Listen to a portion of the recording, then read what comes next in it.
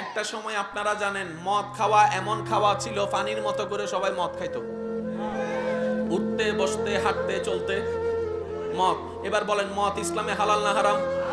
আমি আপনাদের প্রশ্ন করব, উত্তর দেন। হালাল না হারাম? হারাম মানে কি? যেটাতে ক্ষতি আছে সেটা। এবার বলেন বাংলাদেশের আইন অনুযায়ী মদ কি হালাল না হারাম? বাংলাদেশের মত অনুযায়ী হালাল না হারাম? আরো জোরে বলেন হালাল না হারাম?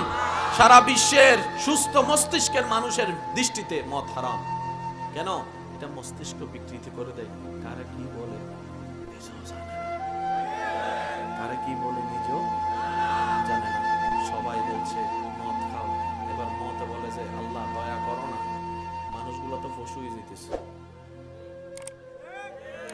তুমি যাদেরকে শ্রেষ্ঠ সৃষ্টি বানাইছো সব তো পশু হয়ে যেতেছে। আমার আল্লাহ একটু ফাটাও না কাউরে।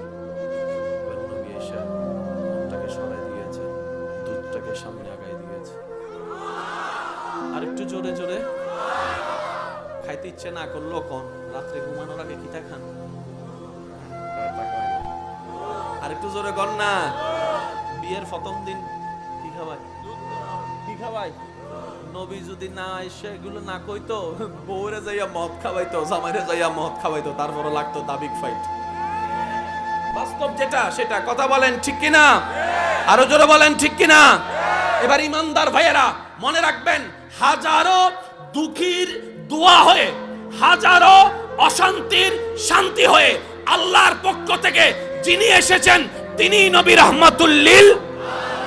এবার আপনারা আওয়াজ দিবেন, অন্ধকার দূর করার জন্য কি দরকার? আল্লাহর পক্ষ থেকে আলো হচ্ছে নবী রাহমাতুল লিল আলামিন। অশান্তি দূর করার জন্য কি দরকার? আপনাদের কষ্ট হচ্ছে। অশান্তি দূর করার জন্য কি দরকার? আল্লাহর পক্ষ থেকে শান্তি হয়ে যিনি এসেছেন তিনি নবী রাহমাতুল লিল আলামিন। অবিচারের বিপক্ষে সুবিচার দরকার। আল্লাহর পক্ষ থেকে যিনি সুবিচার হয়ে এসেছেন তিনি নবী রাহমাতুল লিল। জোরে বলেন না। এবার আসেন, সমস্যা কি একটা না হাজারটা? সমাধানও কয়টা হতে হবে? বলেন না। আল্লাহর পক্ষ থেকে আসছে কয়জন? একজনে এসে হাজারটা সমস্যা সমাধান করে দিয়েছে। আমি মনে বুঝাতে পারছি না আপনার আমার পক্ষে কয়টা সমস্যা সমাধান করার ক্ষমতা আছে? একটা দুইটা? একটা দুইটা? আমরা তো নিজের ঘরের সমস্যায় সমাধান করতে পারি না, বাইরের সমস্যা কি সমাধান করাম? এক ঘরের মানুষের যদি ডাইনে যাইতাম কই হে বামে যায়। আছে না? আছে না? আছে না? আছে না? আছে না? বাপে যদি কয় এ ফোলা বাইক চালাইস না, আমার ভাইয়া কইছে আরো জোরে চালায়। কথা কয় না? আরো জোরে জোরে জোরে। এ পড়ার সময় মোবাইল টিপিস না, বইয়ের ফাঁকের মধ্যে মোবাইল লেখা টিপে।